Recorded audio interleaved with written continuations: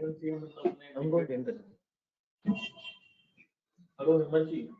Punit bhai, we are live now. We can start the session with Navkar Mantra. Welcome all participants. Today we are here joining our budget session, and along with Therapant Professional Forum and Connect Easy on behalf of Jain Chartered Accountant Federation, let us start the program. And जैसे कि हर एक कार्यक्रम की शुरुआत नवकार मंत्र से होनी चाहिए. And let's start with Navkar Mantra. Please join me in chanting Navkar Mantra. Om Namo Arihantanam, Om Namo Siddhanam, Om Namo Ayariyanam, Om Namo Uvajayanam, Namo Loye Savasahunam, Eso Panchanamukaro, Tava Pava Panasano, Mangalanancha Savesim, Mangalanancha Savesim, Padamam Avai Mangalam, Padamam Avai Mangalam. नमस्कार. महामंत्र की याद करके अभी मैं विराट भाई को request करूंगा, प्लीज आगे के कार्यक्रम को आगे बढ़ाएं. Thank you so much, Punit bhai. So first of all, would like to welcome all our panelists. Shri Sanjana sir, Apex President JCF, Shri Naveen Parak ji, National President TPF. We welcome all the dignitaries. Our favorite and lovable to all, Shri Lalil Lodha sir, past National President and Therapant Professional Forum, and very famous personality among all the professionals.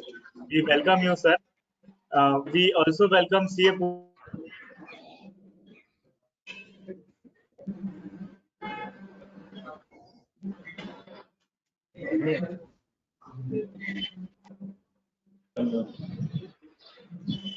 विराग, आपका शायद pause हुआ है video.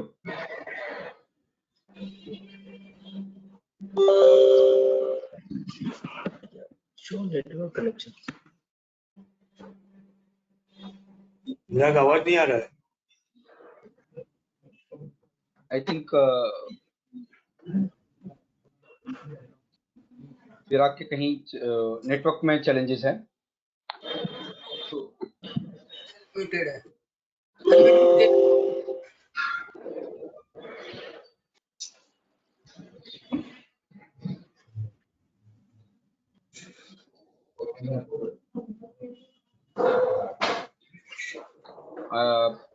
कार्यक्रम को आगे बढ़ाते हुए Virag, I think he'll join it in a minute, and the entire agenda is already set for the day, and would request CA Shantilal ji Kochar, GCF Apex President, to give his welcome address, and maybe with that time Virat bhai will join kar lete. Shantilal ji Kochar, please. Jai Jinan to everyone, and on behalf of the Jain Chartered Accountant Federation, today we are meeting on the live webinar on the subject budget proposals highlights, and I welcome you all on this occasion, all the dignitaries, Rajesh Ji Mehta, Salil Lodha, and Naveen Ji Parak, Vedant Parekh, Punit Mehta, Tej Prakash Ji Dangi, Virag Shah, and all other panelists, as well as those who are attending these webinars. I welcome you all on behalf of Jain Chartered Accountant Federation. Friends, while listening to the budget, yesterday we thought that in income tax or the tax proposal there is nothing. There is no tax has been changed, no new addition has been made, and we were surprised that what we are going to do today. But when if you look to the fine print, there are 77 amendments in the Income Tax Act, and which are going to be very effective and far-reaching effect for that. Just like ITAT is going to be faceless, we don't know how we are going to conduct that, and lot of problems in the initial stage will be facing on that case. As such, in the income tax assessment, regular assessment scrutiny, we are facing a lot of problems, and we don't know in the appeal and the ITAT what will happen. But we have to see that a lot of changes are in the tax audit slabs and deposit of the PF and ESIS. There's a lot of changes are there, and one more changes which are there in the LIC ULIP, which if you are investing more than 2,50,000, that amount will be taxable, and lot of so many other provisions are there, which we are going to listen from our today's learned speaker, Sri Vedji Jain, who is the well-known, doesn't require any introduction also, is the past president of ICICI, and our moderator, Sri Rajesh Ji Mehta, is also well-known, our paternity, and I hope that we are going to enjoy all our today's session. With these words, I once again welcome you all, and thanks for the attending all these webinars. Kocher sir, apologies for this network disturbance at my end. I have corrected that. So I would like to tell everyone that C.S. Santhialal Kocher sir is our pillar and backbone. At this age also, sir is so strong, and we got every time inspiration from sir. So thank you so much, sir, for your inaugural address. We are very thankful to you. Would like to request now Sri Dilsukh Shah Sahab, Secretary TPF Mumbai, to welcome National President Sri Naveen Parekh ji by introducing him. Over to you, Dilsukh bhai. Yes. Thank you, Virag. Jai Jinendra to all. Virag, am I audible? Yes, Yeah. yes, please continue. Thank you, Virag. Jai Jinendra to all. Respected Sri Santhialal ji Kocher, Apex President JCF, Sri Naveen ji Parekh, National President TPF, our past President Sri Salil ji Lodha, Sri Rajesh ji Mehta, Virag Shah, Puneet bhai, and all the dignitaries present here. So here we have our national president. He is the youngest president in the history of our TPF. He is a very dynamic personality. Mr. Naveen Parekh is born and brought up in Siliguri. He completed his schooling from DPS RK Puram, New Delhi, and pursued his BA honors economics from Nirma University with a gold medal. Post that he undertook various programs at Seoul, South Korea, Fusion, Catholic University, Taipei, China Textile University at Shanghai and China. Presently, he is in the business of having a petroleum products in West Bengal, Sikkim, and Rajasthan. He has a keen interest in traveling, networking, and reading and writing. He has been associated with TPF since its conception, and he has served as an organization as NSC member, convener of medical camp, convener ATM, convener of the 8th National Conference. Apart from that, he is also associated with so many organizations like Sri Jain Setamar Terapanthi Sabha, Jain Vishwa Bharati, Anwar Samiti, Jito, Lions Club, Mewad Youth Munch. With this, I would like to invite our charming, dynamic national president to address today's audience on this budget. Thank you.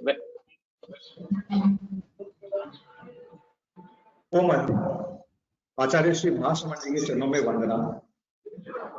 The speaker for today, the past president of ICI, CA Vedji Jain, the apex president of JCAF, CA Santhialal ji Kocher Sahab, my guardian, the past president of PPF and the present chairperson for Acharya Mahapragya Research and Education Institute, Sri Salil bhaiya Lodha, President of TPF Mumbai, Tej Prakash Dagi, Secretary of TPF Mumbai, what we call it Majestic Mumbai, TPF Majestic Mumbai, Sri Dilsukh Mehta.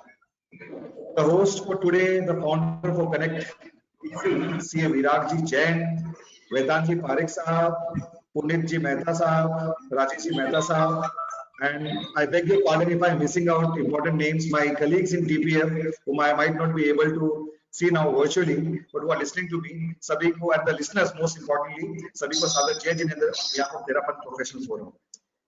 TPF Terapan Professional Forum, as most of us may know, is an organization of Therapanthi professionals from various walks of life, be it medical, accounting, management, engineering, and others as defined by our constitution.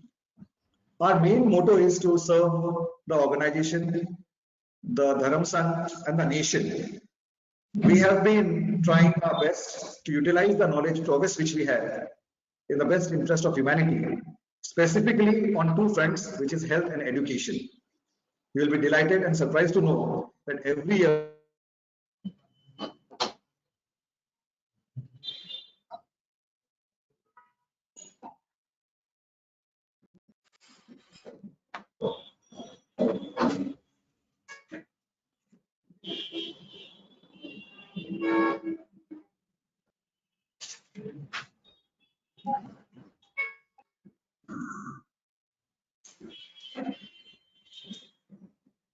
I think some network issue at Naveen ji's end.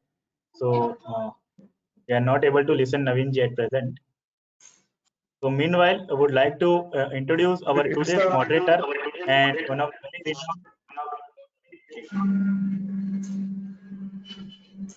very renowned CA Rajesh Mehta sir, yes, a very renowned faculty, a vice president at yes, of JCF, vice president at All India Federation of Tax Practitioners. We welcome you, sir, on this budget session, and thank you so much for accepting our invitation, sir. Hello. Good. So I think Naveen ji is not able to connect again. We'll wait for him. But meanwhile, would like to request Rajesh Mehta sir to give his address for the budget session. Thank you, Over to you, Virag. Rajesh sir. Thank you, Virag. It's a matter of great pleasure that Virag Bhai has organized this budget webinar. And just within 24 hours of presenting of the budget, this webinar is going to happen. And therefore, since there are so many important issues, so even in the working day and even in the morning hours, more than 300 participants have joined us at this time.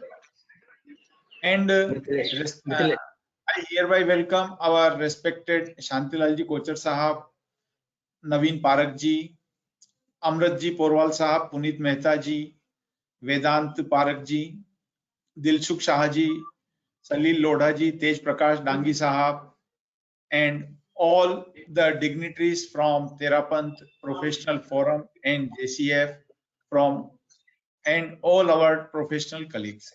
There have been so many important changes in yesterday's budget, but as respected Shantilalji Kochar Sahab has already told that during the budget speech, Honorable Finance Minister covered only minimum issues, but as always, there are so many changes which we can find only in the fine print, and only to discuss these fine prints we always organize these budget webinars, because any changes have far-reaching impact on our clients.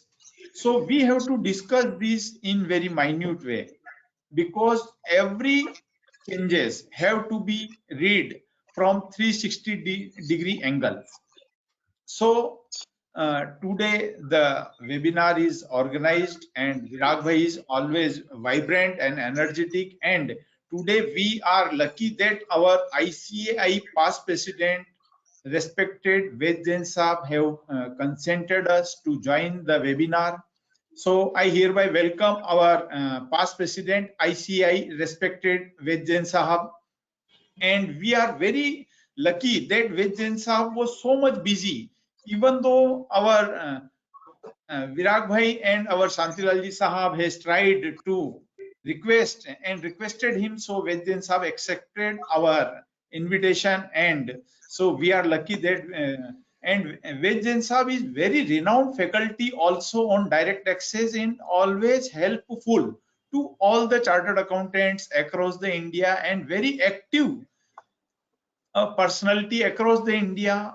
All, not only the chartered accountant, but all the tax professionals and so many persons, industrialists also are well aware about the active and the vibrant and great knowledge of Ved Jain Sahab. So today we are having and we are having Veg Jain Sahab, and I would request respected Veg Jain Sahab that however, there have been no much changes because the tax slabs and Chapter 6 deductions have not been touched. So most of the taxpayers are thinking that there is nothing in the budget, but there are so many things in the budget which we will come to know from respected Veg Jain Sahab. So now I hand over the mic to Virag Bhai to start further formalities. Thank you, Rajesh Mehta sir. Without wasting much time, I would like to request TA Vedant Parikh Bhai to introduce as a official, as a formal introduction of Veg Jain sir, and then we'll immediately listen to Veg Jain sir. So over to you, Vedant Bhai. So, first of all, hello and welcome, dear participants, on this Tuesday morning where we have gathered to get insights on most discussed and awaited topic of Union Budget. We have with us the torchbearer of our CA profession. Sir is a versatile orator and a dynamic personality. Sir has led the profession from front during his tenure as president of the institute during 2008-9 and has initiated various new projects and has helped in infrastructure development as well. Having an experience of more than 3 decades in the field of taxation, Sir has been a regular advisor to the Government of India on provisions of direct taxes, including transfer pricing and corporate law. An avid writer, Sir has been regularly contributing articles to various reputed journals and has written various books on critical matters of taxation. With this rock solid and mesmerizing introduction, I would like to welcome Sir C.A. Veg Jain on the Connect Easy platform, and I am delighted and happy that the insights that will be shared by Sir will be showing a new path in interpretation and analyzing the views of the audience towards the budget 2021. Thank you. Thank you, Vedant. Mr. Rajesh Mehta ji, Tej Prakash ji, Shantilal Kochhar ji, Puneet Mehta ji, Dilsukh Saha ji, and Virag Shah ji, of course. Salil ji, sir. It's my pleasure to be here. Some 15 days back, if I'm correct, or 12 days back, I received a call from Mr. Virag Shah. They want me to speak at a program on the post-budget. And I was a little bit taken surprised that how come my call has come up. But thanks to this corona now, I hope my voice is clear. I think sound is clear. Yes. Thanks to a corona and all these issues, now distance has lost its relevance. So you can speak anywhere and you can talk to anyone, and as you are sitting in front. And one additional advantage of this now webinar is that when you are sitting in a hall of where 500, 1,000 are there, so some of the people may be sitting in the back rows that they are not as close as to the speaker as they would like to be, or the speaker would like them to be. Now in this program, everyone who is a part of the seminar is as close as anyone else is there. So absolutely closeness, etc. on this issue. Friends, it has been my pleasure to be speaking on the various tax issues and particularly on the budget after the post-budget deliberations starts on this issue. Now this budget is coming to the, I will straight away come to the topic issue. The budget is almost 24 hours old. And one thing which always surprises me is that the budget creates so much excitement among the various people, despite the country having less than 5% people paying taxes. Everyone is interested and everybody wants to know what has happened and how it has happened. And there are reasons, obviously, is that budget is a destiny for at least 1 year of the country, and how the country is going to economically face the challenges which has come. And this year, 2021 was, I believe, one of the unprecedented year, not only for India, for the entire world. We all aware what happened to this pandemic and how the economy has shattered of each and every country, whether developed or developing nation, and it has put pressure on everyone. India was no exception. Our economy has also shrunk like anything. People have lost jobs, people have lost opportunities, and of course, people have suffered a lot. And in this background, there was a lot of pressure on the finance minister, how she will be able to balance the budget. As we all know, budget is at the end of the day is a balancing exercise. You have a receipt, you have a payment. If your receipt goes down, your payment obviously has to go down. And if your expenditure is increasing, you have to find out the resources. And considering that aspect this time, it was apprehended that she will definitely bring few more taxes or increase the tax rates. So there was an apprehension there can be a COVID tax, there can be a COVID cess or surcharge or something like a state duty, wealth tax, etc. So everyone was looking to the something happening on that front. That's all. And touch wood, I think the way the finance minister presented her budget, a very bold budget, very aggressive budget, no new taxes, no change in the tax rate, absolutely. I believe in the, I have been speaking on the budget for almost, I think, more than 2 decades now. I believe I started somewhere in 90s speaking on the budget. I think it is one of the rarest chance where a speaker like me has to say, no change in tax rate. In my budget talk, I always used to wonder that all preparation for the budget start at least 1 month before. People start booking hall, people start booking speaker, people start sending invitation.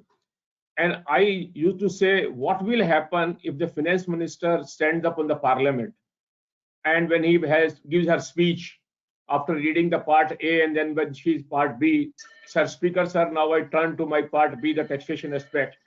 And she says, I have been making amendment to the various provision of direct taxes years after years. This time I have decided not to make any change in the direct tax. What would have happened to the people and the speaker, etc., except a person like me coming, joining this program and saying each one of the spectator on my fellow colleague, बारिश के कारण match नहीं हो सका, आपको studio वापस लिए चलते. But that cannot happen. That can't happen. Despite finance minister this time making no changes in tax rate, she has made so much substantial changes in the various provision of direct taxes for giving me a sufficient 1 hour time to speak and talk on my deliberation. That's either beauty of the, I believe, the finance minister, I will say, of our system, that they want to give job to everyone, not to keep unemployed a speaker like me also. You have enough material in this class. And the first thing which I always notice in the finance bill when I pick up is, there are how many clauses which are you making amendment?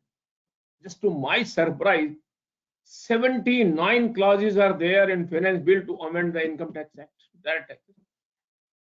Years after years, we have been making amendment. The Prime Minister has gone on record saying that she has already presented 4 to 5 mini budgets and this budget is there. So I was wondering what will be there in this budget, but still said no.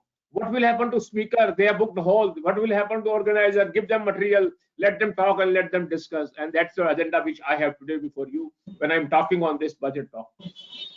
As we all know, no change in tax rate, meaning thereby individuals, HAF, AOP, they will continue to have the option that what we had last year option. Same rate, same one working. The tax rate is 5, 10, 15, 20, 25 under the new regime. And in the old regime, it is just same 5, 20, and 30. Surcharge 10%, 15%, 25%, and 37%. For partnership, LLP, etc., same rate. Company, corporate, society, absolutely no change in dividend distribution, etc. Having said so, now what has happened to an individual? Now, what has happened to individual? If I take the case ordinarily, the first case comes of a person who is a salaried person. How he gets affected as salaried person? One, a salaried person make a contribution for getting exemption under section 80C, and that exemption is available up to 1,50,000 rupees. And this exemption is available in respect of contribution to provident fund, to the life insurance premium, or something like this, or ULIP, etc.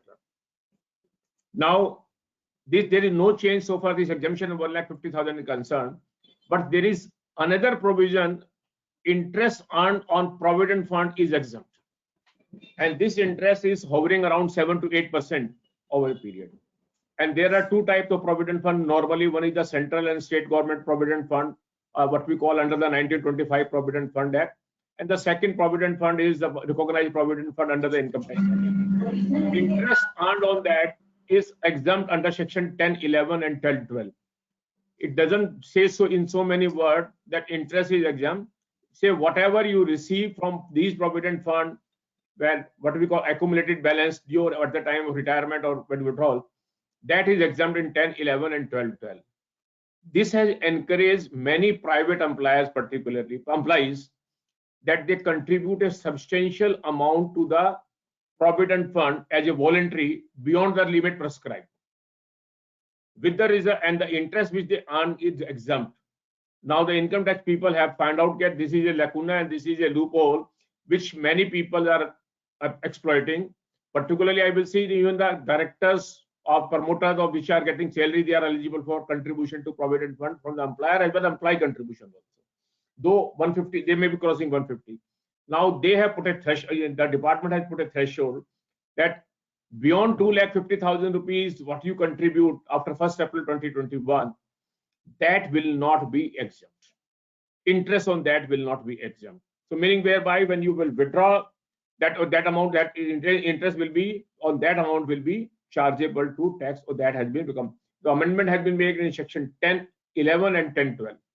Similarly, contribution ULIP.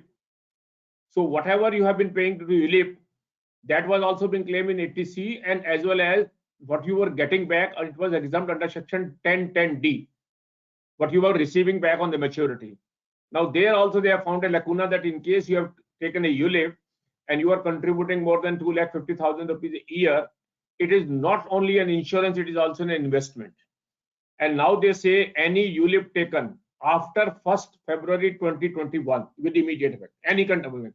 Earlier ULIP which you are paying, have taken, you will continue to pay the premium and it will be exempt.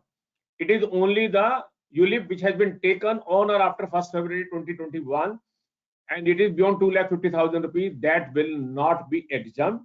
It will be considered as a capital asset. And consequent amendment has been made in various provisions to deal with it. First, it has been considered as a capital asset under the definition of capital asset to 14 with the word capital asset. And then the corresponding provision have been amended under section 48 for computing the capital gain on this purpose. The cost of acquisition has been given. And then under section 45 also, how this capital asset transfer will also be considered to be a taxable working. So this is one other amendment. And this will also affect, I believe, the salaried people. Third amendment is a consequential amendment. We all know that in the finance minister has announced a scheme of LTC, where people not have availed this leave travel concession and the block of 1821, and that they were, because of the COVID, could not travel. So she came out with a scheme that if you spend 3 times of the amount, so that whatever you get at LTC, that will not be exempt, subject to 36,000 rupees per family member. She has put a now a corresponding amendment has been made in section 10.5, which is LTC exempt, that expenditure which you incur before 31st March 2021 in respect of purchase of an item where GST is more than 12% or more, 1/3 of the same subject to a ceiling of 36,000 rupees will be per family member will be allowed. So that is another change which has been made out on that purpose for this issue. Now this is the change. Other than this, there is no change. One change is for the very specified senior citizen, which is 75 years or more at any time during the year. Now for that purpose, it has been said that in such case of such senior citizen which has an income from of pension or a bank interest, then they need not file the return of income. Frankly speaking, when I look at the provision which has been made, it will be practically impossible to identify such people who will fall in this category, because there are 2 conditions which are stringent conditions. One, the person, the so-called senior citizen must have a pension, and he must have a bank account only in that bank account in bank where this pension is there, and he should not have any other bank account other than this. So then he need to intimate the bank that this is my bank and this is my pension. So bank will compute tax on the interest as well as the pension and pay the tax, and that's all. I am of the view, frankly, this may maybe look to a good initiative, help the senior citizen, but it may have own challenges in the form that to restrict a person or senior citizen to have a bank account only with one bank and even be having some investment outside also, where the rate of return may be a little better as compared to bank. There can be some mutual fund also, there can be something other also. My view, frankly, on the senior citizen, which my suggestion earlier was that as we all know today, under Section 80 TTA, interest from bank or saving act is exempt up to 50,000 rupees in the case of a senior citizen. I was of the view, in order to address the this issue of dividend and interest both should be clubbed under 80 TTA, giving an exemption of 50,000 rupees. That would have been much better. No increase in the exemption deduction, because some of the senior citizen or some people would have made investment rather than keeping in bank, but the interest, but that has not been done. So in any case, what is there? So these are the changes which are related, I believe, to the individual, which is the what we call salaried people. My experience is, I have not seen any budget in the last 20-25 years which has not tinkered with the charitable trust provision. And this year is also no exception. Years after year, compliance provision of charitable trust and society are being made more and more stringent. With the result, now many NGOs which are running are finding it difficult to comply with this. And this time there are 3 changes which are very important to understand.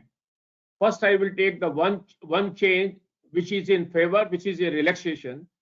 As some of my senior member, old member, sitting here, will recall, there used to be Section 10 within bracket 22 under the Income Tax Act, which used to exempt the income of the charitable trust or institution engaged carrying on educational activities and hospitals.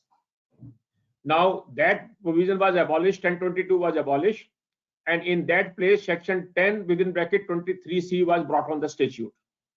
And in 1023C, there were different clauses. 2 type of categorization was made. One, education institution and hospital whose gross receipt do not exceed 1 crore rupees, and other than whose turnover exceeded 1 crore rupees receipt. For 1 crore, up to 1 crore rupees, there was no obligation. You do whatever you want, no applicable, and your income will be exempt. The only condition was that you should be solely existing for the purpose of education or hospital or medical, whatever it is, and not for the purpose of profit. So in case you have a charitable trust institution which is providing education and gross receipts are up to 1 crore rupees, then there was no obligation in 1023C. These provisions are contained in Section 1023C, 3AD and 3AE. 3AD is clause is the education and 3AE of the hospital. Now this budget has increased this threshold from 1 crore to 5 crore. So meaning thereby, those schools and those hospitals which are existing solely for education or solely for hospital or medical, and there is no profit motive, in case the trust and the deed provide that it will not be meant for any profit, then it need not apply for approval to the DG exemption which normally is there, and it can continue to work without complying with any other conditions stated in Section 1023C. So this is a very welcome move where they have increased the amount to 5 crore rupees. But as a matter of abundant caution, they have clarified there is a possibility that a trust may be carrying education and hospital both. So it will not mean that 5 plus 5, 10. Then in the case of that trust, it will be 5 crore only, because it is per trust or per institution, not education separate or medical separate. So both activities are covered on that part. But there are 3 changes which have been made, which are stringent condition. One is, we all know that donation, voluntary contribution received with the direction that it will form part of the corpus is exempt. I believe under Section 1023C also, and under Section 11(1)(d), if you are correct. If you are, my friend will recall, 11(1) says income to the extent it is applied to the charitable purposes will be exempt. And then 11(1)(d) specifically says the voluntary contribution received with a specific condition that it will form part of the corpus will be exempt. Now it has been said that in case you spend this amount, you have to first keep this amount in a prescribed investment mode, which has been prescribed under Section 11(5). So, and in a separate account. So meaning thereby, corpus you need not spend. Even if you spend this corpus, now that corpus will not be considered as an application of income towards charitable purposes, etc. So there can be a mismatch in the balance sheet that you do not have an income and then you spend it out, so it will not be considered. However, it has been said that in case when you recoup this balance in 11.5, that will be considered as an application. Similarly, many charitable trusts or institutions receive loan, and if you take loan and you apply toward charitable purpose, that will not be considered as an application. Their contention is when you take loan and you apply to charitable purpose, then you claim exemption, that it is application, and when you repay the loan, then you will also claim exemption. So now it has been clarified, when you take loan and apply to charitable purposes, that will not be considered as an application. But when you repay the loan out of the future income, that will be considered as an application. Now this has been clarified. But now I believe interest expenditure will definitely has to be considered as an application, though there is no clarity on that part. The third condition which they have now further clarified is that there is a possibility that a charitable trust institution in one particular year, the expenditure may exceed the income. And in the subsequent year, there is a possibility that the income may be more than the expenditure.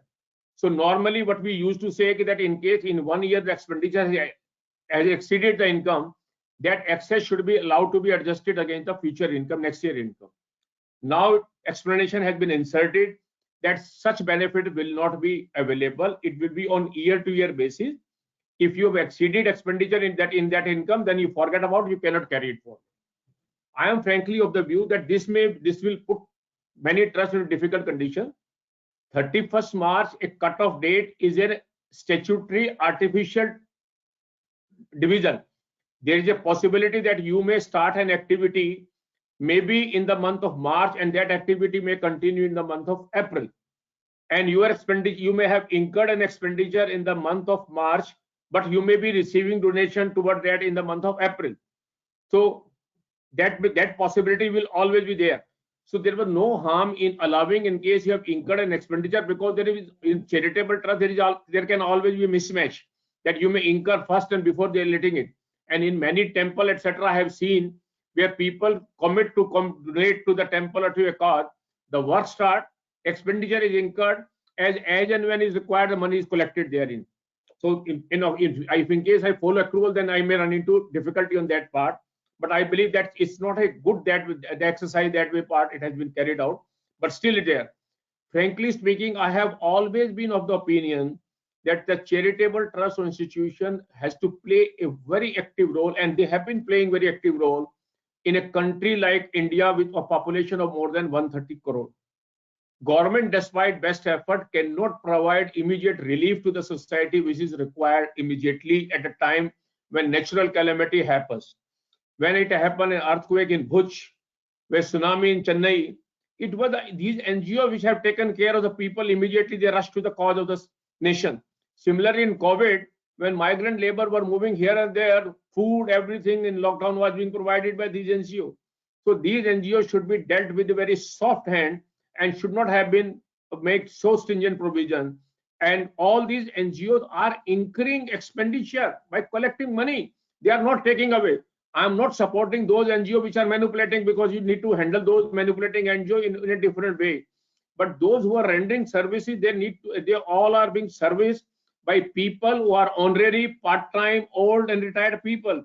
They do not have such money to pay to the professional to the level of the services. Now they will require to comply with these type of difficult provision. So here or there, inadvertent error or mistake should be dealt softly. But anyhow, that provision has been amended and that issue has been taken care of it. When I'm talking of this issue, I may just try to complete this individual part, because I'm talking individual, then I will go to business and other aspect.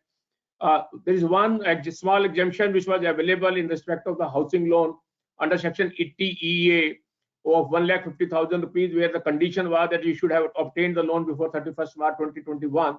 That period is being extended by another 1 year.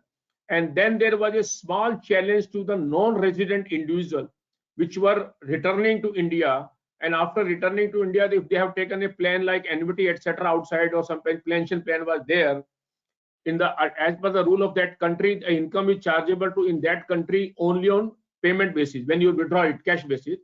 But in India, it would have been chargeable on a accrual basis. So there was a mismatch going on in that way.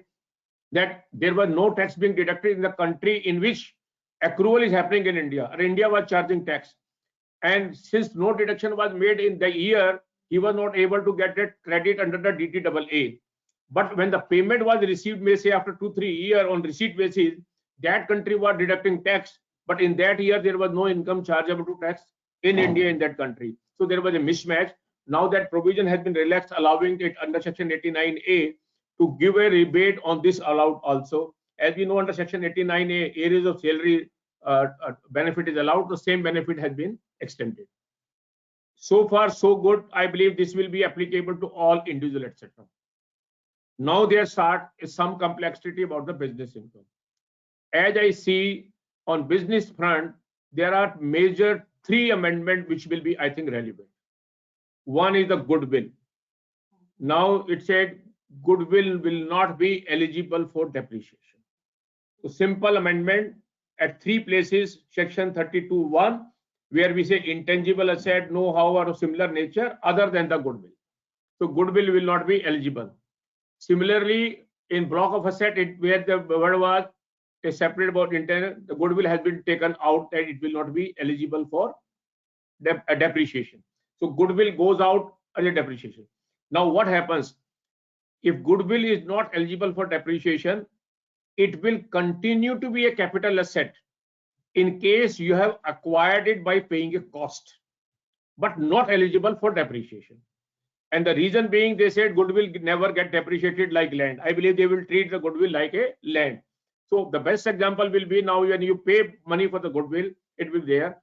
But if you have self-generated or without increase in expenditure, that will not be eligible, considered as a cost of acquisition. So if you tomorrow sell, which you have paid a cost, then you will be eligible for a deduction, and otherwise there will be no deduction. This will also affect the slump sale and other provision which we're taking.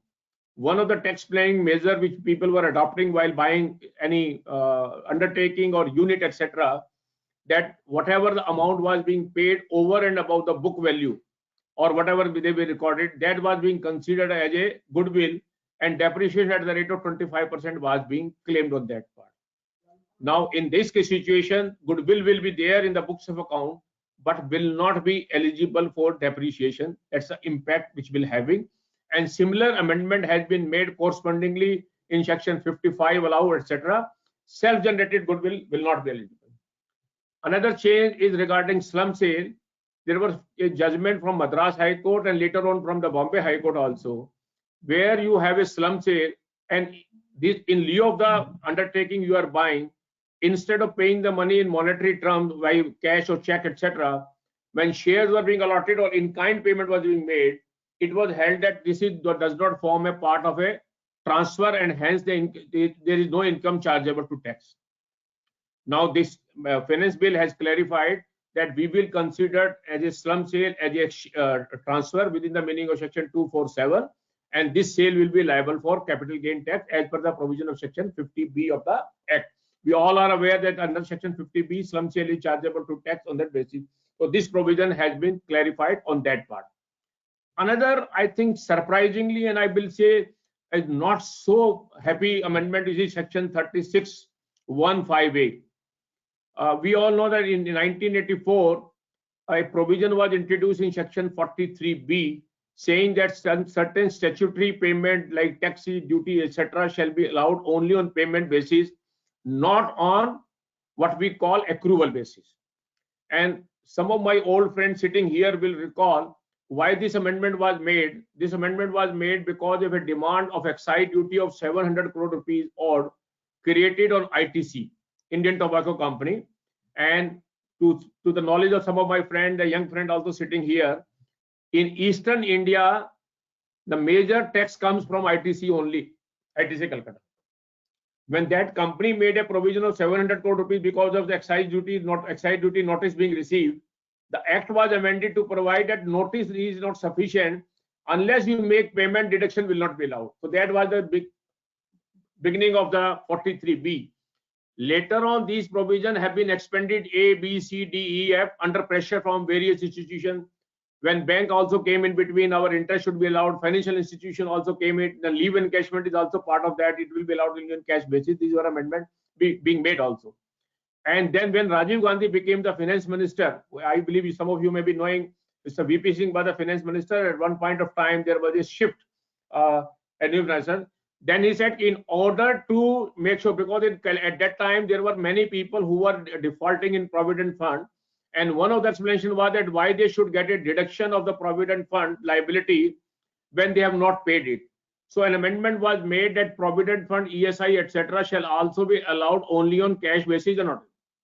Now, unfortunately, in 36(1)(5)(a), a clause was inserted that deduction shall not be allowed in respect of the amount received from the employee, deducted from the employee.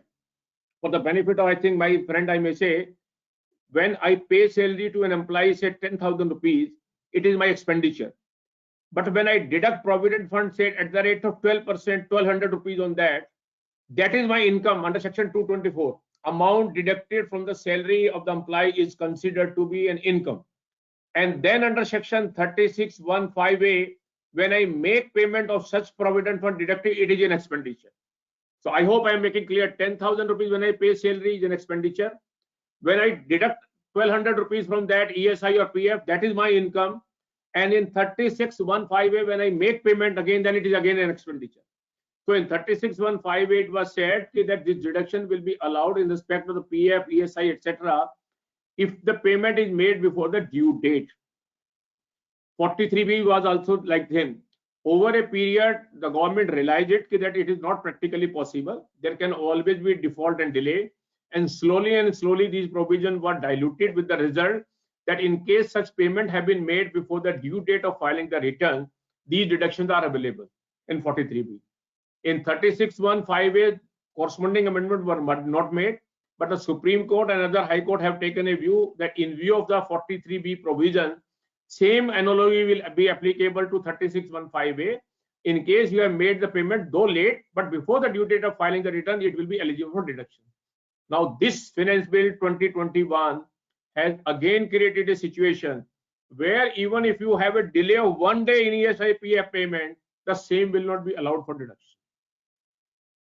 And the reason given is that employer should not be encouraged to delay or not to make the payment. Frankly speaking, logic has not gone to that extent. There is every possibility that sometime for one reason or the other reason there may be a delay. Your check may get bounced from the supplier, you have received the payment or something has happened, you're not there. And in case you not allowed for a single day delay a deduction, then I am encouraged not to make the payment at all, anytime. On the contrary, what should have been said is, in case the payment has been made before the due date of filing the return, that will be allowed. Even in 36(5)(a). Still, there can always be a possibility. And in case there is any violation of interest or prevent, that act will take care of. PF Act itself has a very stringent provision. ESI Act has a very stringent provision. So why you disallow deduction under Income Tax Act? 2 days, 5 days, 10 days now. Now one need to be as a professional very, very careful that he does not make a default on a single day in respect of the employee's contribution. That's a very important aspect on that part. Another amendment of interest will be section 43CA.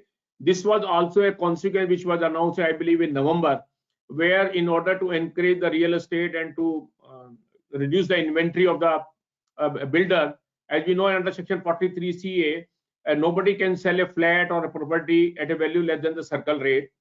And then there was a relaxation given by the earlier budget of 5%, which was increased to 10%. A variation of 10% was allowed.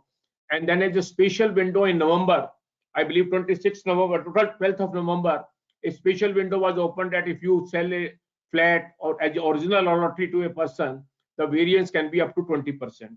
So that provision has also been provided in 43CA on that aspect. So these are the changes which are related to the, I will say, under the Business Act. Now coming to the some issue which may be of interest as a individual also as a partnership or a capital, there are few changes which may be of interest to the on capital gain, etc., etc. We all know partnership in partnership firm, partners do join and partners move out. And when what you receive from the partnership firm as your capital or share, that is exempt because tax is to be paid by the firm, whatever the income. Now, people have made some tax planning where they were receiving amount more than the capital account standing from a partnership firm. And there were instances where people have received assets of the partnership firm in lieu of the capital account. And an issue as a reason whether in such case tax is liable, payable or not. I will just give you an example if to understand the significance. There used to be a cinema theater in Karnataka as well as in Delhi. There are two different cases. That theater was purchased long time back at a value of say 3 lakh rupees. And there were 4 partners which have contributed at that. And till 2005 in their books, for the sake of simplicity, A, B, C, D were having 75,000 rupees each as a capital. And for the sake of simplicity, I say one asset as a cinema theater only. Now two person came, E and F, and they said we want to buy this cinema theater for 18 crore rupees. Now what the partnership firm did as on 31st March 2005, they revalued that asset to 18 crore rupees and credited 18 crore rupees to the account of each of the partners. So as on 31st March 2005, in my books of account, value of that asset became 18 crore and my partner account became 4.5 crore each. On 1st April 2005, 2 partners new E and F joined and brought 9 crore rupees each. So on 1st April evening, my account was partner A 4.5, B 4.5, C 4.5, D 4.5, E 9 crore, F 9 crore, cinema theater 18 crore, bank balance 18 crore. On 2nd April, A, B, C, D retired and 4 checks were issued in the name of the partner, 4.5 crore, 4.5 crore each, and everybody bind. And on 3rd April, the balance sheet says capital of E 9 crore, capital of B, F 9 crore, and cinema theater 18 crore. And A, B, C, D, when they were assessed, they said, we have received the money from the firm, how you can tax me? When firm was being considered to be taxed, firm said, how you can tax me? I have not transferred my asset. I continue to be owner of my asset. Cinema theater with the firm only X. So this case went on. There was a judgment in there. If you can go back and read Gruh Talkies, GRUH, Gruh Talkies there, and there is a Radhu Palace case on that issue. And that was one of the planning which was being used now. And this was being encouraged because the Supreme Court judgment has come long time back that reconstitution is not equal to dissolution and reconstitution will not be considered for the purpose of computing capital gain, etc. Now this finance bill has taken care of this situation. What the finance bill says, in case there are 2 amendments, in case you give any asset, capital asset to a partner in lieu of your capital account, there is possibility. Suppose I am a partner in a firm, my capital balance is 10 lakh rupees and that firm is having some land and building in the books for 8 lakh rupees. And they say, you, Mr. Jain, you take 8 lakh, this land and building to your account and 2 lakh rupees check and you go out. Now in that situation, it said 8 lakh rupees land and building fair market value will be considered to be the sale price at which the asset has been transferred by the firm to that partner, and the firm will be liable to pay capital gain tax on the fair market value less rupees 8 lakhs. I hope I made my point clear. That's the amendment which has been made on that part. Revaluation reserve to be excluded. So even if you have revalued the asset for 8 lakh to higher, that will not be considered for the purpose of cost of acquisition. The cost of acquisition will continue to be the original cost which you have actually paid, not the revalued cost. So in the example which I have worked, in that case, it would have been gone wrong. Similarly, where a partner receives any amount over and above the capital account standing to his account, that will also be considered to be even not paid in kind, but in check. Suppose my balance is 10 lakh rupees, but the firm pays me 15 lakh rupees, then firm will be required to pay capital gain tax on rupees 5 lakh. This is the change which have been made. Only thing which I was wondering is the drafting of this provision. These are the 2 provisions, section 45(4) and 4A. It has not been stated whether it will be a long term or a short term. I think assumption is depending upon the period which you have held it. Now problem will be then when I am being paid 10 instead of 15 instead of 10, whether the period will be counted of my joining the firm as a long term or short term, or what asset they will try to find out, because the firm may be having multiple assets. Some may be long term, some may be short term. I don't know. That's it. That mechanism I could not find out in the proposed bill. So that may be one of the challenge which may come up on this issue on that part. That's an amendment which has been made on that part also. Now, in addition there too, there are small changes in capital gain. What are 54 GB, you know, when you sell a residential property, you can invest in a new startup. So that period was expiring on 1st April, 31st March 2021. So it has been extended to 31st March 2022. Similarly, there is a provision about this, what we call affordable housing, etc. That exemption was coming to an end, that has been extended. And scope is being given to affordable renting, because you can build, develop and rent out affordable housing. So that income will also be exempt on that part. Since many of my friends sitting here are chartered accountant, not a good news for them that the tax audit threshold is being increased from 5 crore to 10 crore in case a transaction is otherwise than by cash and check. So that's not a good news. For professional, LLP will be outside the presumptive model. That is also one of the changes which have been made on that part, on that issue. Another change is something like for people who are maybe dealing with an international taxation, 115 JB poses two challenges. Now, dividend income will not be liable for book, will be included in a book profit. Earlier, there used to be dividend income exempt under section 1034. So now, dividend income is not exempt. If it is not exempt, so it can be a part of a book profit. It can be part of a book profit. Otherwise, it used to be in chapter 3. That's why it gets excluded. Now, this provision, this finance bill makes a provision in the case of a foreign company, not Indian company. In the case of a foreign company, like royalty or fee for technical services, dividend income will also be not included in the book profit. And similarly, expenditure incurred to earn dividend income, as is the case of 14A, will also be excluded. So both way it has been taken hit also. Then similarly, a small relief that consequent to what we call this secondary adjustment in on account of domestic transfer pricing and other pricing. So that will also be taken care of. Now I can switch over to some assessment procedure and part which may be of more significance and where the entire scheme has been changed out. One is 139(1), where the due date of filing of return has been prescribed only. We all know about it. Now, in the case of people, I believe many of you may be having a client from Goa. Goa has a special provision under their family law. Spouse income is to be divided. Share from the partnership firm is to be shared between both husband and wife. That is a special provision in case of a Goa. Look into their social structure therein. So an issue as a reason in case the husband is a partner in the partnership firm, his due date will be linked with the due date of the firm where if it is liable for audit. But wife case will not be because she is not a partner. Now it has been said if it is so, her due date will also be the due date which is that of the husband linked to the partnership firm. So she will also have an extended date. That's the issue which is there. Then I believe there was some gap in the drafting of 139(1), where a firm is liable for a what we call this domestic transfer pricing audit. Now partner of that firm were not getting the extended period.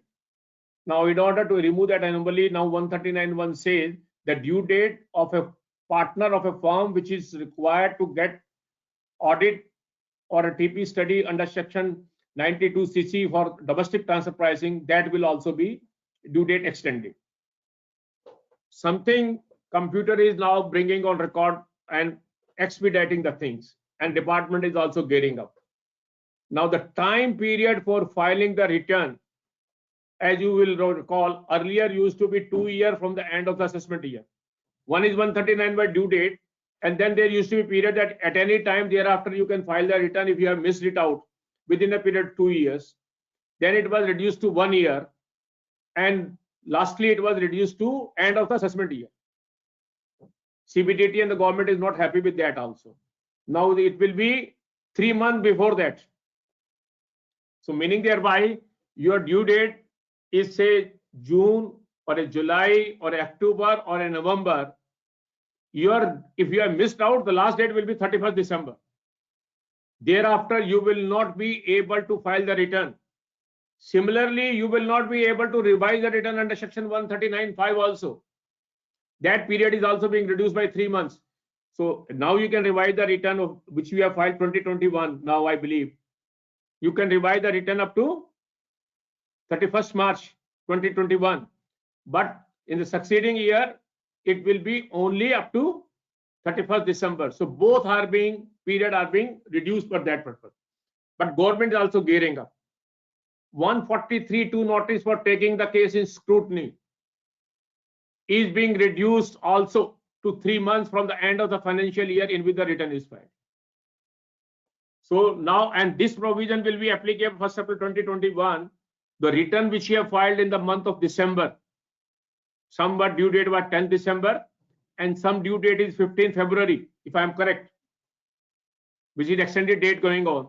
The due date for issue of such return notice under section 143(2) will be 30th June 2021.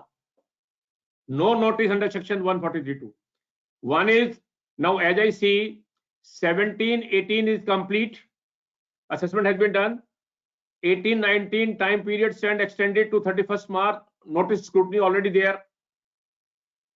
Assessment year 19-20 due date has already gone, which was there last time 30th November, which was extended from time to time corona. Otherwise it would have been 19-20 was normal date was July and October or November.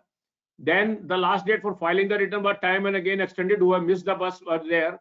Now their notice for scrutiny, who have filed the return before 31st March 20.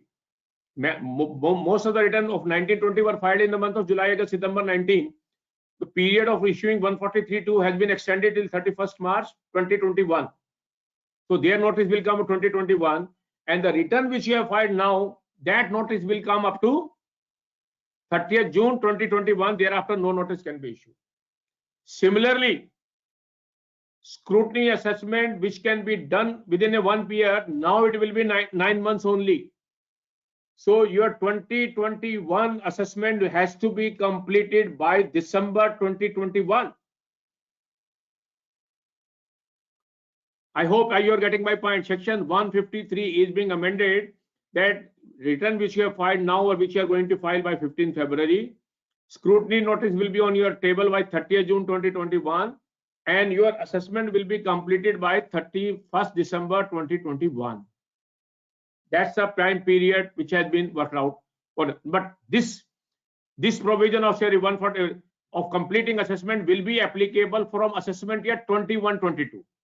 143(2) notice will come in the month of by June, but since this amendment of completing the assessment within 9 months is applicable for assessment, not from, for assessment year 21-22. So your next return which will be filed, that notice with the assessment will be completed up to 31st December 2022. I hope I have made this point clear. Present assessment can be done up to 1 year for that. So these are the changes. Now the major part of the change which you may be interested will be reopening of the assessment, search and survey cases. As I said earlier, the finance minister has to do something to tinker with if there is no need.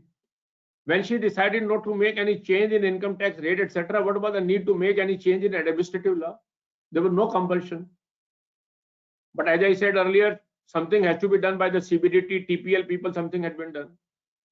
We all know, my senior colleague here will endorse what used to be done earlier in search cases. Before 1995, when there used to be a search, there was no special provision for making an assessment of search cases. In such cases, on the basis of search material seized and found, 148 notice used to be issued for each year to which the search material used to belong. And then 1995, we came out with a block assessment concept of 10 years, where it was said where a search has taken place, all 10 years preceding the search will be clubbed and there will be one block assessment that and tax rate was applicable was 60%. This model worked from 95 to 2003. In 2003, we amended it and we abolished it. No, there will be an assessment, but not as a special rate, at ordinary rate, but each year will be independent, and which we have 153A and 153C. Now, in respect of search initiated after 1st April 2021, 153A, 153C are being abolished. So there will be no assessment under section 153A and 153C after this abolition, after in case respect of search initiated after 1st April 2021. And what will be the mechanism available then? They say all such cases will be considered, will be deemed to be where the department has income has escaped assessment, and automatically 3 years preceding the year of the search will be reopened and assessment will be framed accordingly. Same thing will be for the survey case. This is very important. An explanation has been inserted to provide that in such cases, 4 types of cases will be considered to be automatically deemed to be cases where income has escaped assessment. One, where search has been carried out under section 132 or requisition under section 132A, where a survey has been carried out under section 133A, where any cash, money, bullion, jewelry have been found and which assessing officer found to belong to the other person, and where any books of account document is found belong, pertains or relevant for any other person. All the 3 years will get open only. Now, instead of 6-year reopening, there will be a reopening of 3 years, but with a rider that in case there is a material document information which say that income has escaped 50 lakh rupees or more, which is represented in the form of an asset, then up to 10 years assessment can be reopened. This is one part for 153AC. Similarly, now 148, we all know under section 147, if the assessing officer has reason to believe that income has escaped assessment, then he can reopen the assessment after recording the reason, etc. Now there is no need to have a reason to believe with the assessing officer. Where the income has escaped assessment, now there are 2 possibilities where on the basis of what we say risk management strategy. The risk management strategy may be computer based, where that information is there which suggests that income has escaped assessment, the assessment will be reopened. And assessing officer for that purpose, and where the CNAG has given some report, made an observation that the assessment has been done, which we call CNAG audit sometime happen, that assessment will also be reopened. All that what has been done is that in such cases, the assessing officer before issue of notice can also make an inquiry. He can make independent inquiry at his level if required, and after inquiry or before without inquiry, he can also issue a notice to you, asking for an explanation. And after seeking an explanation, if he is of the view that income has escaped assessment, he will issue a notice under section 148, and then assessment will be framed accordingly. So this will be entirely a new change which is being brought in under the new regime on this. Now, these new provisions are applicable from 1st April 2021. It has been clarified that under this 10-year period, the assessment which has become barred by limitation on 1st April 2021 will not be considered for the purpose of this statute. So meaning thereby extended period will not be available in respect of notice issue under 1st April 2021. But now challenge to the department will be on new regime coming on 1st April 2021. The 3-year preceding assessment year will be 21, 19, 20 and 18, 19. And 13, 14, 14, 15 in any case were going to be time barred. 16, 17 and 17, 18 in between will get time barred. I hope you're getting my point on that point. When the transition will take place from 6 to 3 years and it comes into operation from 1st April 2021, automatically 2-3 years, either they have to issue the notice immediately or otherwise under the new law, they will not be able to do it. But they have to issue the notice before 1st April 2021, otherwise they will, under the new regime, they will automatically get lapsed and it will not be there unless there is an allegation of income escaping of more than 50 lakh rupees and that is represented by an asset. I am of the view that this is a double-edged sword. It may create a problem. I hope how much time I have, Rajesh?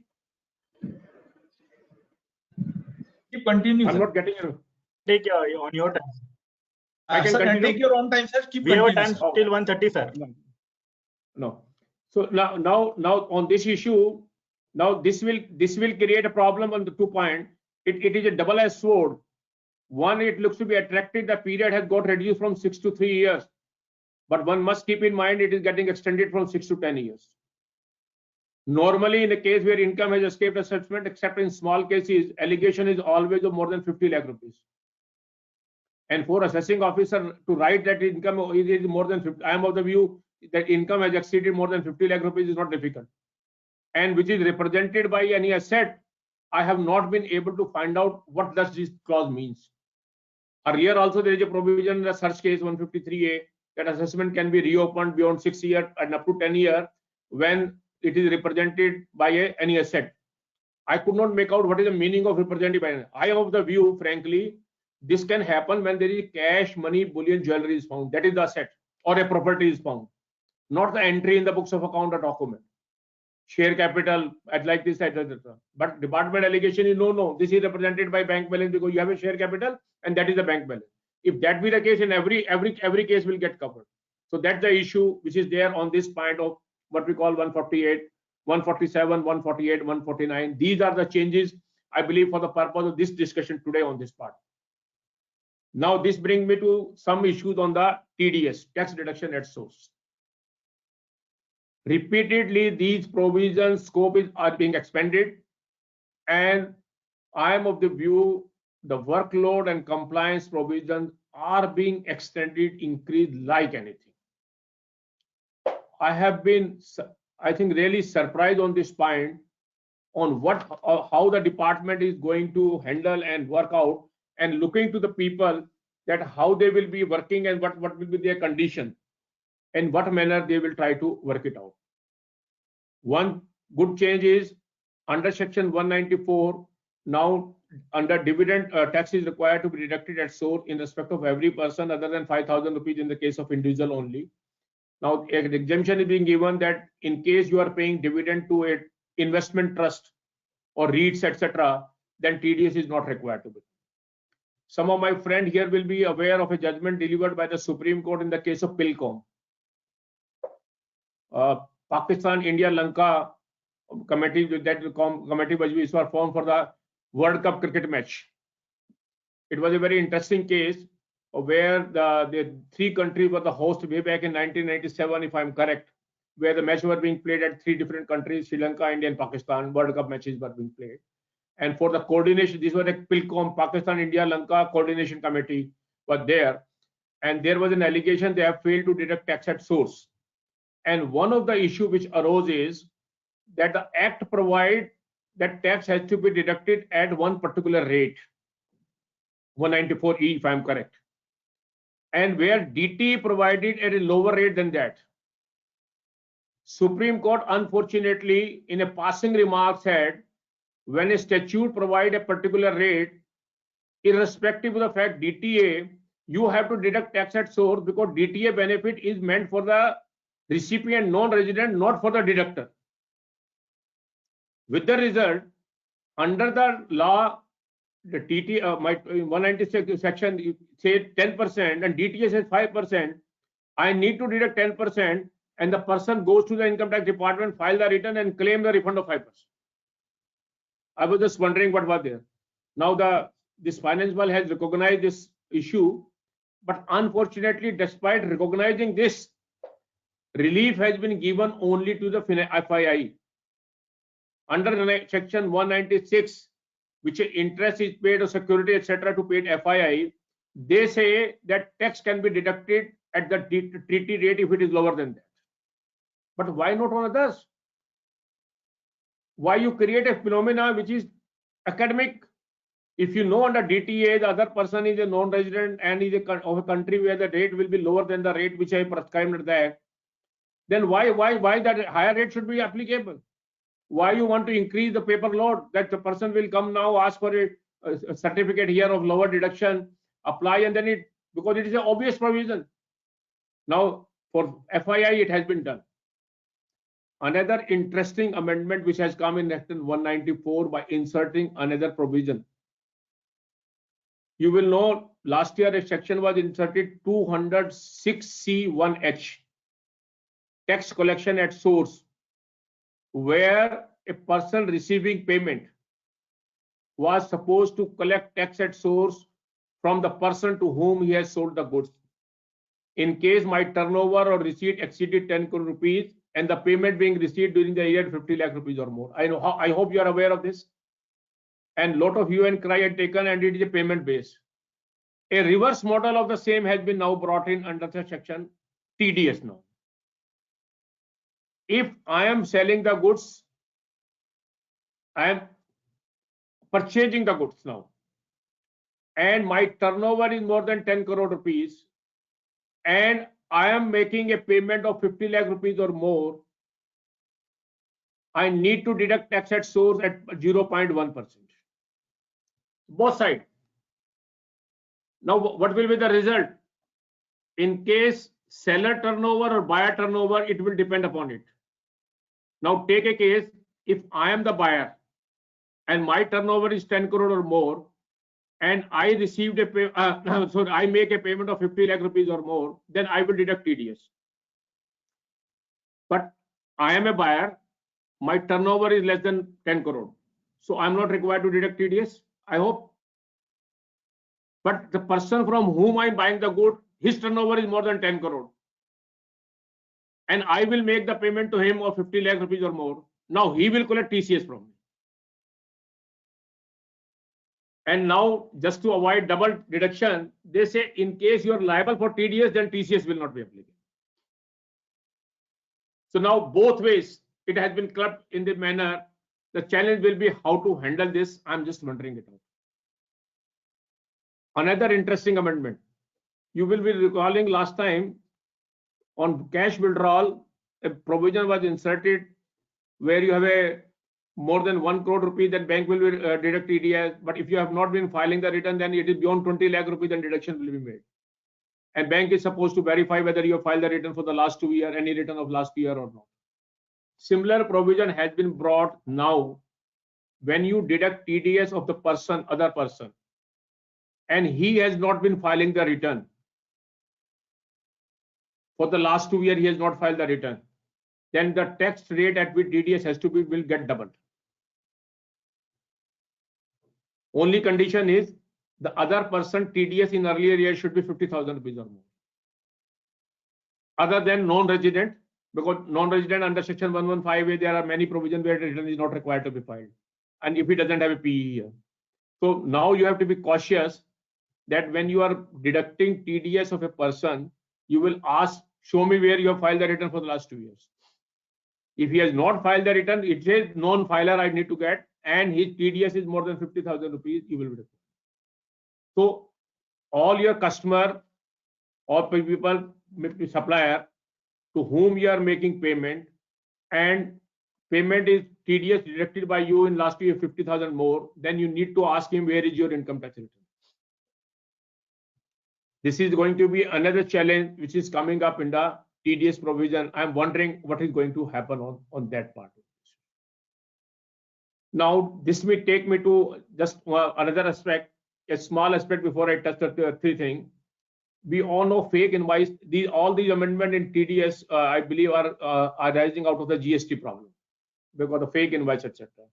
So we all know last time a fake invoice prosecution, 200% penalty, etc. has been equivalent to has been imposed. Now 281 is being amended that where a penalty proceeding under section 271 are supposed to be initiated, then attachment order can also be issued in that name. That's also another amendment which is being proposed. Now this brings me to the Settlement Commission. This finance bill has inserted a clause that Settlement Commission ceases to exist on 1st February 2021. In lighter vein, yesterday I was joking with the tribunal settlement member. They came all suited booted at 10:30 in the office. At 11:30, the Honorable Finance Minister announced you go back home. And CBDT chairman has yesterday issued a circular notice to all, no order will be passed. You leave the paper where you are.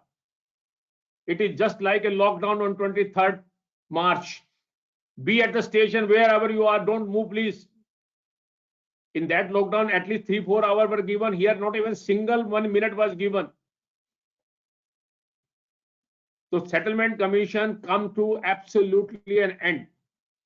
Application filed on or before 1st February 2021. Before that, they will be considered to be admitted at whatever stage they are. So there is a possibility that your 245 D1 order, a 2D order has been passed. There is a possibility that what D1 has been passed, 2D has not been passed. There is a possibility that you just filed the application, you are waiting for 245 D1. They say all will be declared, except those cases where application has been declared to be invalid. That's and rejected. That's not an issue. So no, all these applications will now be considered by a interim board comprising of 3 chief commissioners. Now you can understand the fate of the people who have gone to the settlement commission.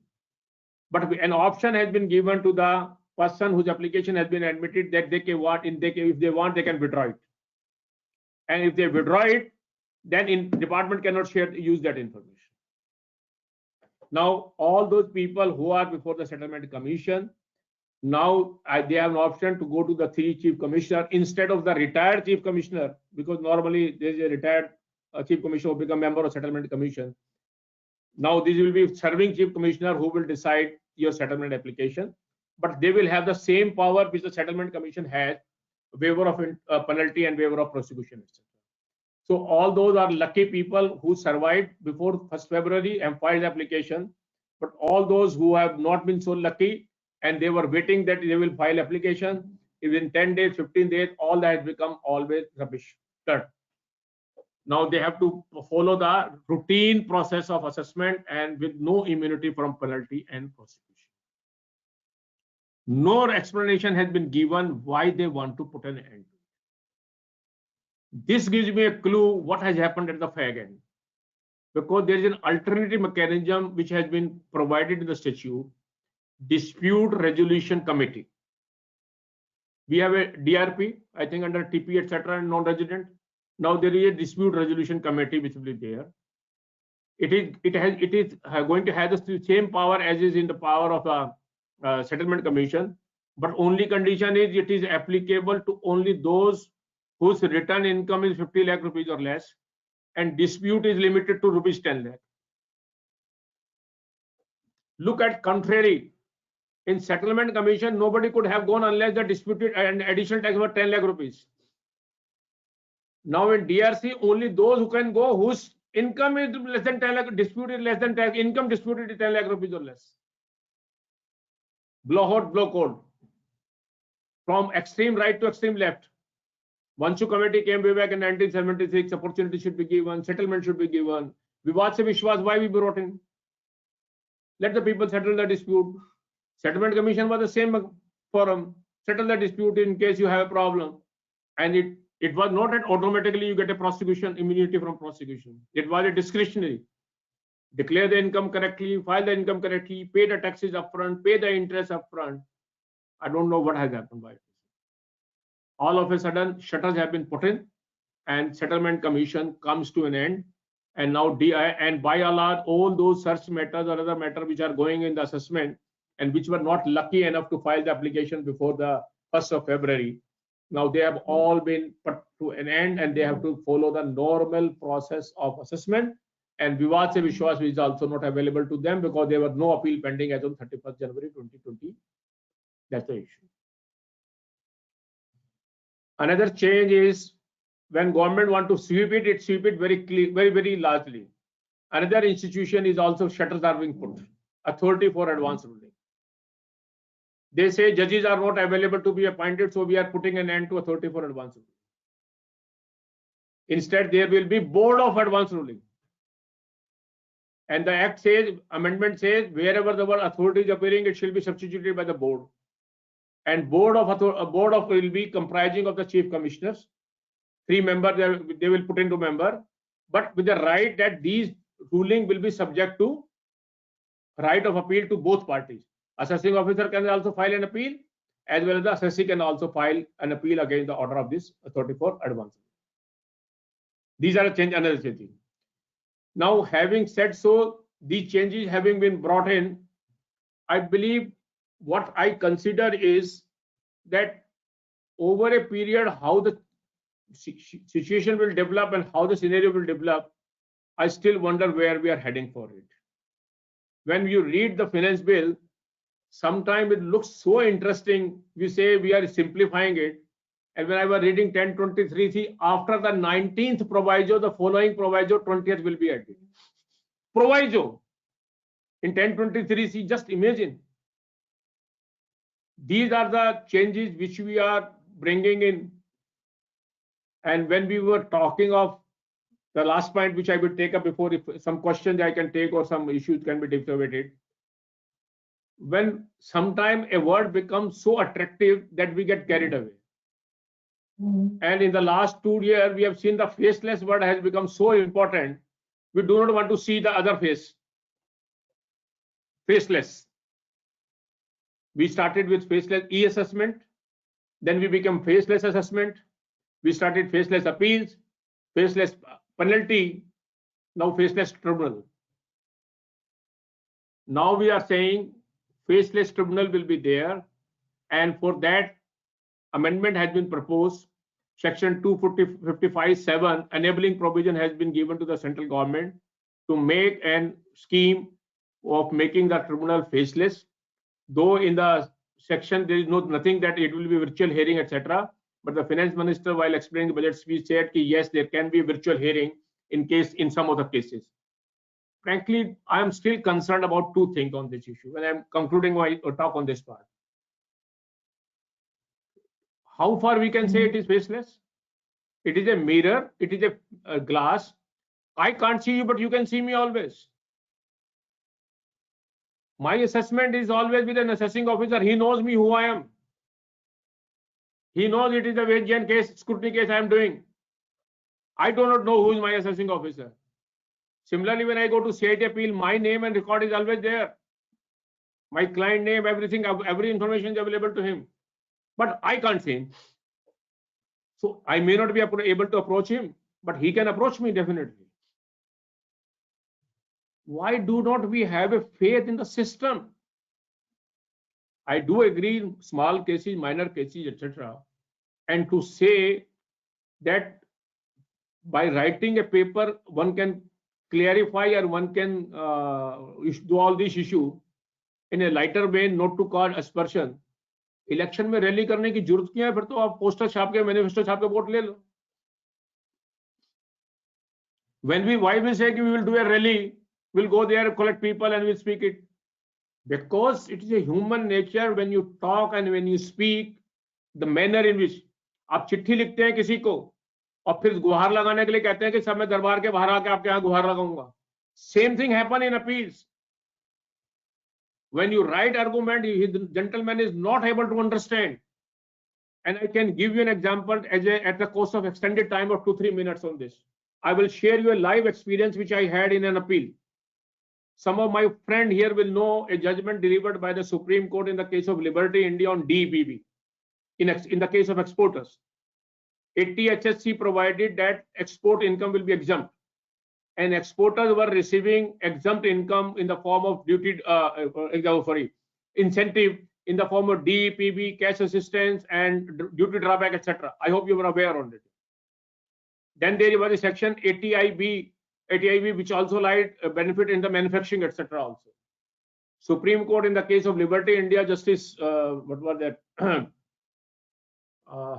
Justice Kapadia. He had to know DPB is not an export income and will not be eligible for deduction.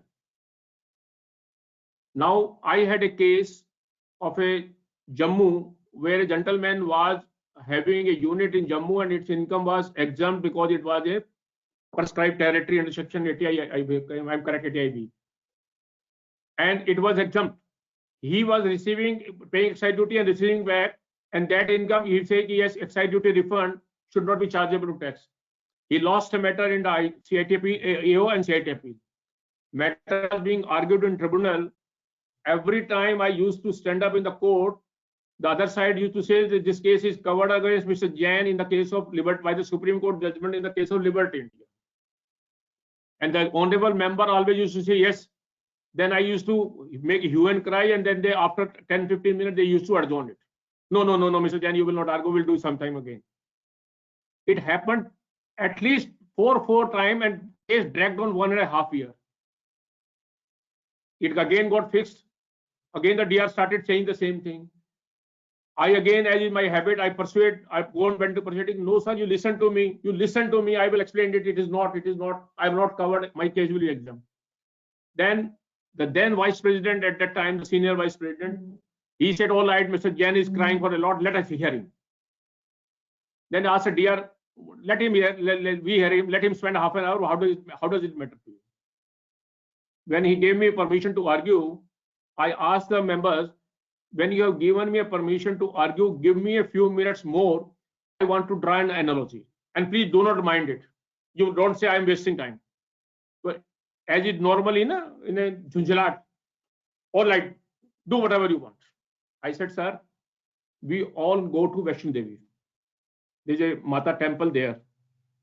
And when we go upstairs the hills, at different places, there is some notice. Here rooms are available free, blankets, etc. are free.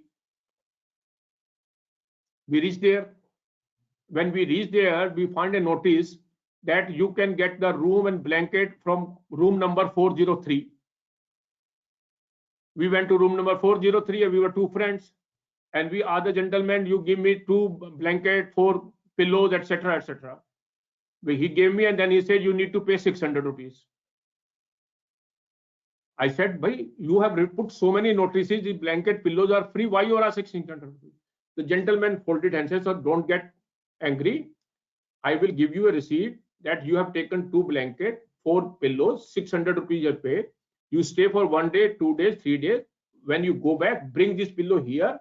I will refund you 600 rupees with this receipt. I paid him 600 rupees, stayed there. Next day I came back. We returned the pillows, we returned the blanket. He took the pink slip from me, that was the receipt which he has given. He put it, refunded, and gave me the 600 rupees. Outside that room, income tax inspector was standing. He caught off my hand. He said, Mr. Jain, this 600 rupees is chargeable to tax.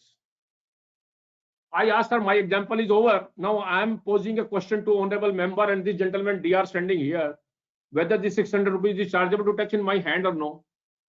Then laughingly they say, how can it be? You deposit it and you take it back. Then I said, my case is, sir, exactly the same. Then how it can be? Because sir, you don't want to listen, give me a few minutes, I will explain.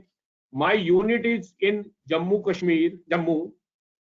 My unit produces aluminium. Aluminium is chargeable to excise duty at the rate of 15%. But since my unit is situated in a particular specified area, excise duty is not chargeable on me. But as per the rule, it is stated that at the time of clearance of goods, you will deposit 15%. After a month and clear the goods, after a month, you will file a form saying that you have paid the duty. Assistant collector will verify and refund the amount to you. This is because you may not manipulate or people may not manipulate market that every goods which are cleared from the factory is chargeable excise duty. They listened to me, heard me, and thereafter the learned DR spoke for 1.5 hours, didn't listen, passed the order in my favor. Why I gave this example to you is, had it been a faceless appeal, who would have bothered? He said, Liberty India thrown out. Now, after giving an analogy, and why? When you give an analogy, you can give in writing, no. Because you read the mind of judge, you try to find out whether he is able to understand. Now I am speaking in this talk. I am seeing your faces. I know how much you are able to understand, how much you are not able to grasp. I could make out you have lost interest in this, then I go to the another topic. I know that you are not been able to understand my example. I will try to make another example to make you understand what this provision is, why this charitable trust 1023C, why was you like this. This happened because you read faces and you try to convince and understand whether what I am saying is going into the mind of the other person or not. And you go on trying it. And now you say, no, give in writing, that's all. So that's why my suggestion is faceless looks to be apparently attractive. It has 3 different features. Convenience should not take over the quality. Quality when you speak and when you are personally, physically present is always better, has been repeatedly. If had it been so, we need not go to temple. We would need, Shastra padke, we should have become it. Ramayan padke, we should have become intelligent. Why do we go to Mahatma? Why we listen to that gentleman? What is Sadguru? Why we listen to morning Ramdev ji? Why we listen to other preacher? Why we listen to Prime Minister, the President? They deliver a Republic Day talk. They can send a message. I can read it out. That's the faceless. That's why I'm saying it has to be a product mix where if both parties feel it is a small issue and I don't want to, I just write it down the matter. Thereafter, a question in case you want to draw an urban reference, I should be given right or no. I would like to have video conferencing, and still I can say no. It is a complex matter. Give me a physical hearing. I would like to have a physical hearing. So it has to be a product mix on that part. So it is not so easy. And if in case it happens that your assessment, appeal, all become it, the High Court will be flooded with it. My impression when they made CIT appeal faceless was that tribunal will be the first appellate authority now. Now, in case tribunal also becomes faceless, High Court will be the first appellate authority with that. Friend, this has been the, I think, deliberation. My deliberation all on criticism, etc., was not intended to criticize anybody, just to understand the nitty-gritty, etc. That's a normal rider. I put a disclaimer. It is just to understand the various provision. I have tried my best to deal with the various issues. I have taken out, I think, almost 1 hour, 20 minutes, 50 minutes for this deliberation. I leave it to the, I think all of you, in case you have any question or issues, I can still spare some time, otherwise fine with me. Thanks a lot. Thank you. Thanks a lot to respected Ved Jain Sahab for dealing with the topic in very detailed manner and very nicely handled each and every issue of this budget, and very clarity has been to all the participants, and in so huge number we are having participants even on this working day and these working hours. So thanks to respected Ved Jain Sahab and our Virag Bhai, only because of whom the huge number of participants, more than 500 participants had joined today. So this is a great, and many of others are also viewing this program on YouTube also. So this has been very great today. And now, if any queries are there, I would request Virag Bhai to take up the queries and then further proceed.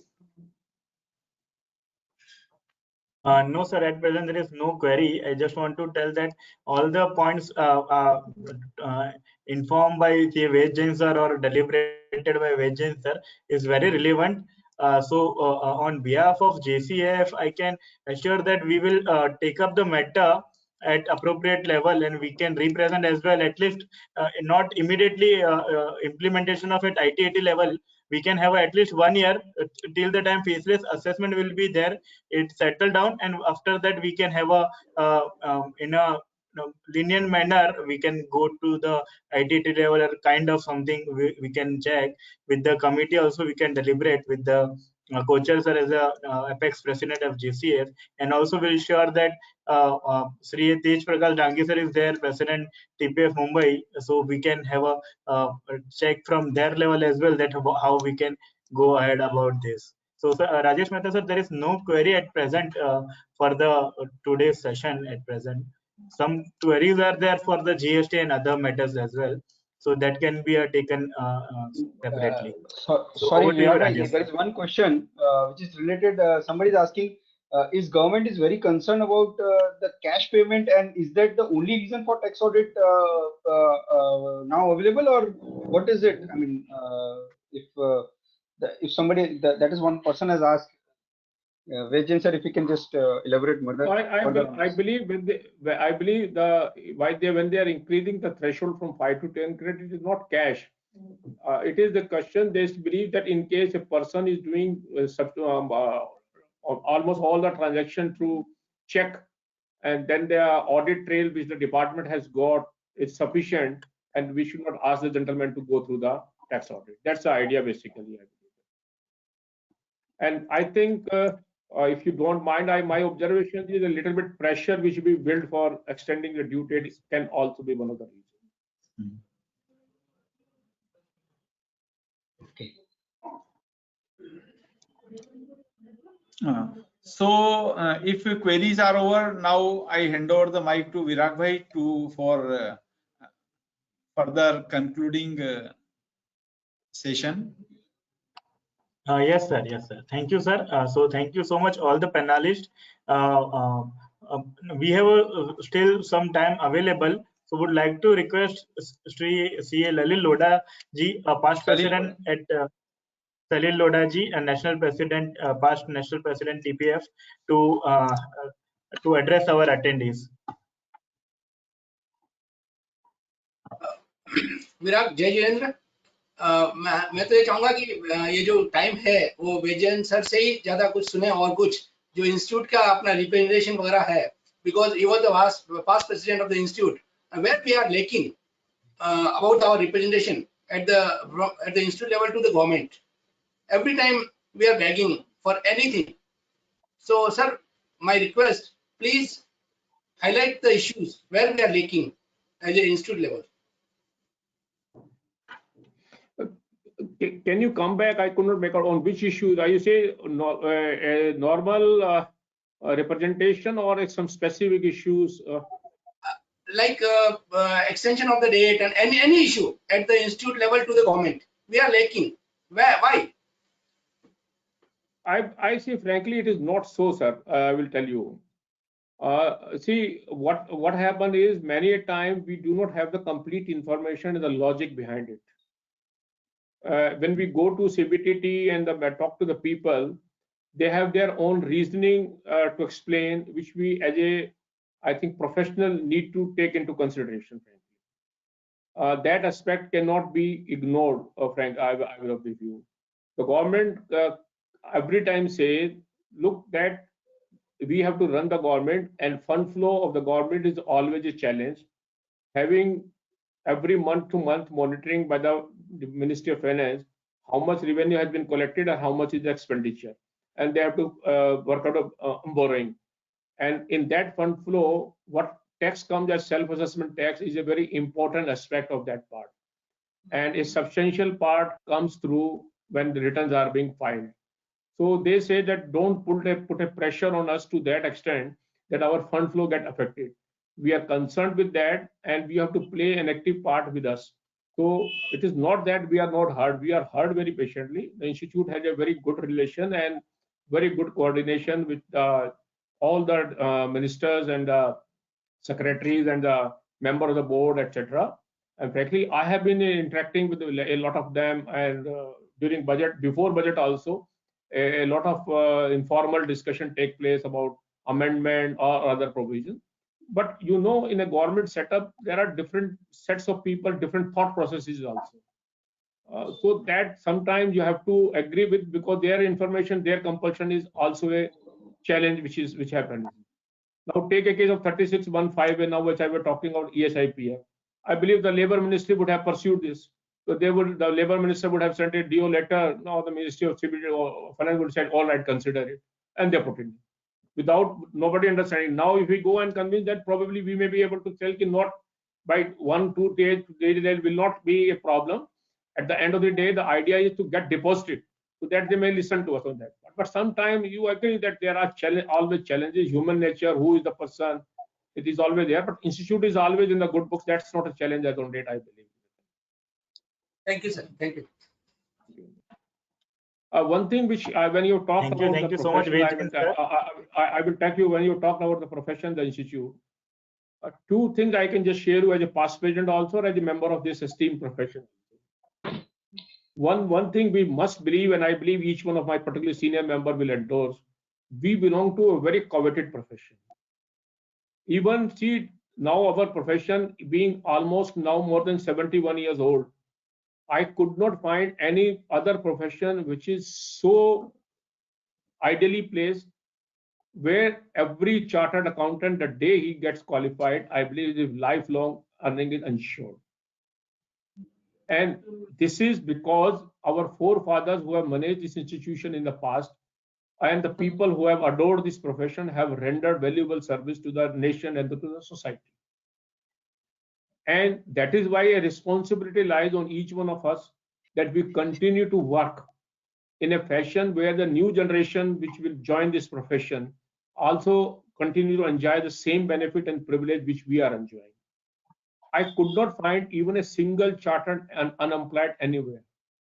Each one chartered accountant is placed and earning a good income, living a good life, having access to best of infrastructure, I will say, and all essentials of their life by and large.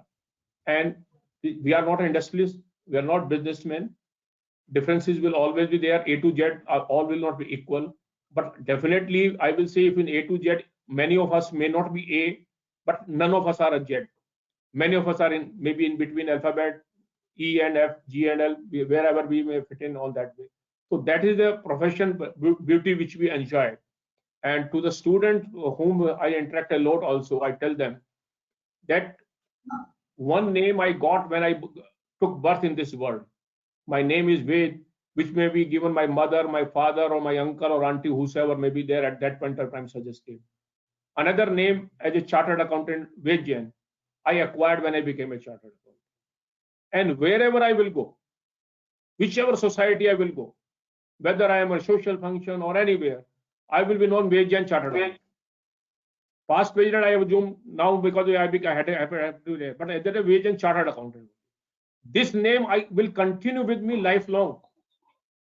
Anywhere, anybody who will call me, oh, that chartered accountant, he will assimilate it. So, meaning thereby, responsibility lies having adorned this second name. Lifelong, I must ensure that shine and brightness continues of this chartered accountant. And that's why I try to convince all my colleagues. There may be some issues, areas which probably need to be taken up or which may be improved and etc. But what we have done, we should be proud of it. Constant endeavor should be to improve upon it, because there are always scope of improvement. It is not a scope of improvement, always scope of improvement. And people who have been doing and doing wonderfully well. And we must have confidence, yes, we can do it. That's I believe that way. That's my I feel about the profession. And this is, as a past president, my responsibility always lies, always to say, yes, my profession is one of the best professions. And you see, we should not get it carried away some here or news coming up or some negative news. Now we are 300,000 old members. I think they are rendering valuable services, all occupying key position at economic places, all CFOs everywhere. Anyone who approaches me for any work, I just ask in that organization who is a chartered accountant, and give me his name and telephone number. I will be able to get to him. That is, I think, the strength of the profession. Thank you, sir. Thank you. Sorry. Thank you so much, Ved Jain sir, for this fantastic session, accepting our invitation despite of your busy schedule.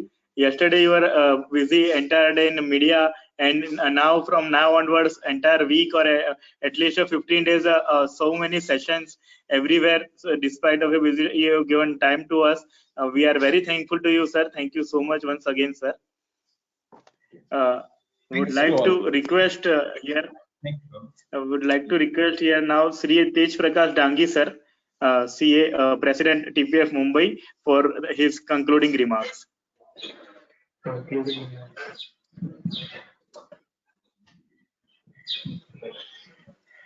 नमस्ते, जय Jinendra to all.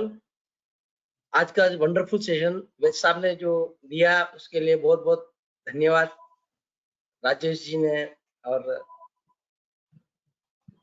Virat जी ने जो ये अच्छा session रखा, जिसमें TPF Mumbai ने participate किया, और टैक्स से रिलेटेड जो सारे कंसेप्ट वेद जी ने बड़े अच्छे तरीके से हम एक्सप्लेन किया और उसको एलिबरेट करके बताया कि there was no change in taxation, but there is too many changes in taxation.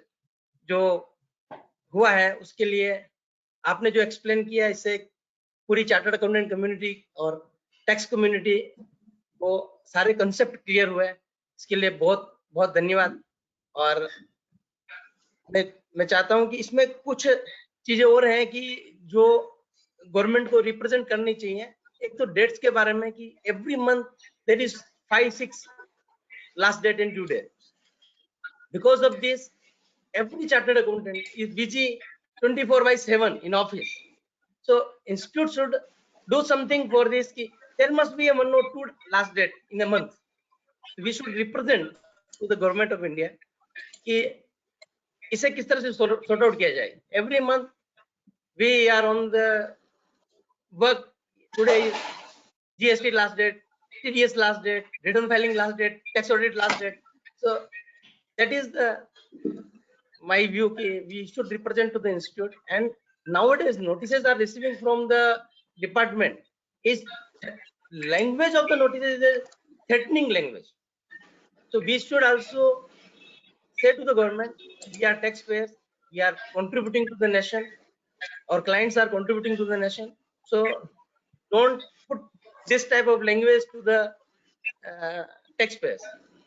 मैंने भी 4-5 notice देखे हैं, and the way they are speaking to the clients are so very bad manner, I can say. So we should represent to the institute. Institute should represent to the government that we are the taxpayers, and taxpayers are paying tax honestly. Out of that, some people are, I think, doing bad, but 99% are honest. So we have to represent it to the government. And सभी को बहुत बहुत धन्यवाद. बहुत अच्छा session रहा और बहुत अच्छा लगा. सबने इससे बहुत कुछ अपने कंसेप्ट क्लियर किए. वंस अगेन बहुत बहुत धन्यवाद वैद साहब को, राजेश जी को, विराज जी को, सलील भैया को, नवीन जी को, कांतिलाल जी साहब को. ओम आराम. Thank you so much, sir. Om Aram. Would like to inform that we have in the evening session by SP Tulsian sir on budget impact on capital market. Market is taking positive. Compliance is difficult for the. I mean, compliance is a part of the budget and it's difficult for the chartered accountant. But we have a market is taking it as a positive. Today also more than 1100 plus is a point up by Sensex is up by more than 1100 plus. So we'll take a more about the impact of that in the evening session at 6 o'clock. So do join us at 6 o'clock as well. So with this, we can conclude today's session. Thank you so much all. Thank you Ved Jain sir. Thank you Rajesh Mehta sir. Thank you Kochar sir, Tej Prakash Dangi sir, Dilsukh Shah sir, Punit Bhai Mehta, Salil sir, all the panelists, Amit Purwal sir, General Secretary, our Pradeep Kapadia sir, President Mumbai, all the panelists and all the speaker and the guest who has attended and deliberated. All the participants, without that we cannot have this session as well. So once again, thank you all, and we can conclude this session here at sharp at 1:30.